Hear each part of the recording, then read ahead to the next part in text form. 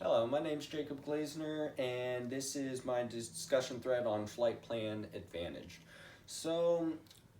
whenever you get into the aircraft, there's always the option to press the direct to soft key and manually enter the four digit code to get you to whatever destination you're trying to get to.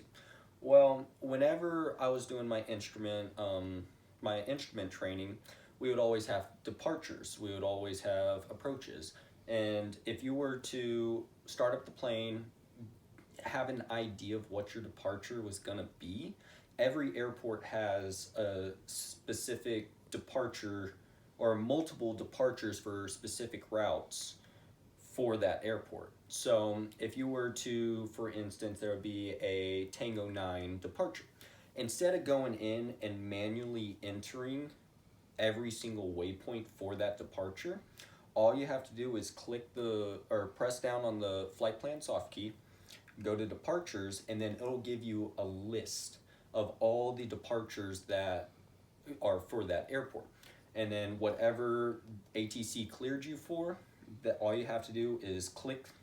whatever departure it is that they put in there or gave you clearance for, and then it'll give you the option. You click on it, and then it will load up, or it'll give you the option to either load up the flight plan or activate the flight plan. So I always hit load it first so that I can look at the departure myself and confirm that every single waypoint that is on the departure is also a part of my flight plan that I've already submitted to ATC, the FAA. So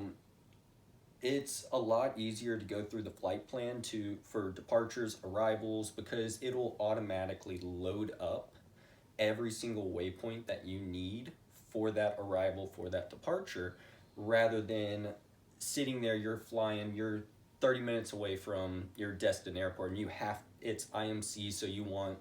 your approach. So instead of going in and manually enter every single waypoint for that approach as per your approach template,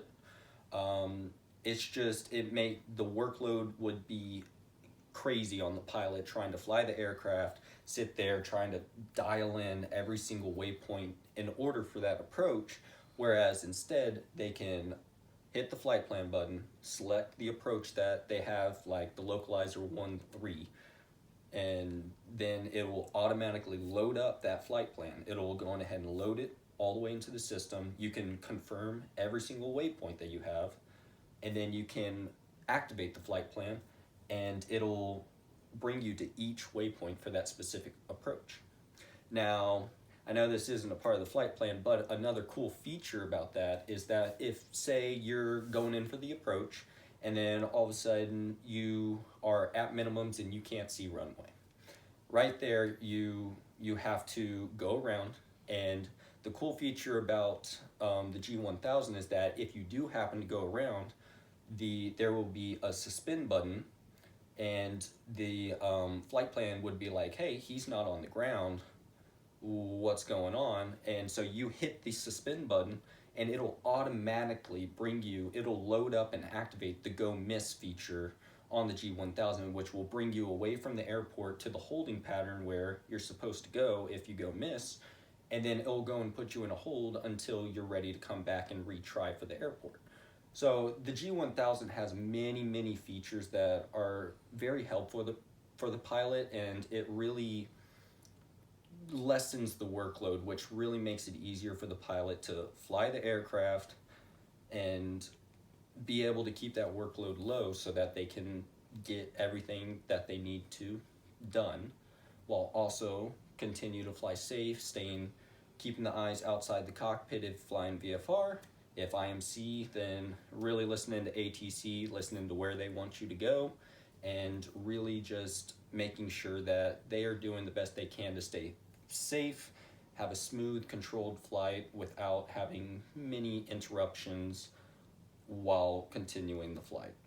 But the flight plan key has many functions that can help it or give you advantages for flights, but that was just a couple of examples that the flight plan feature can do to help the pilot without creating too much of a workload for them. And yeah, G1000, I've always liked it, so thank you very much.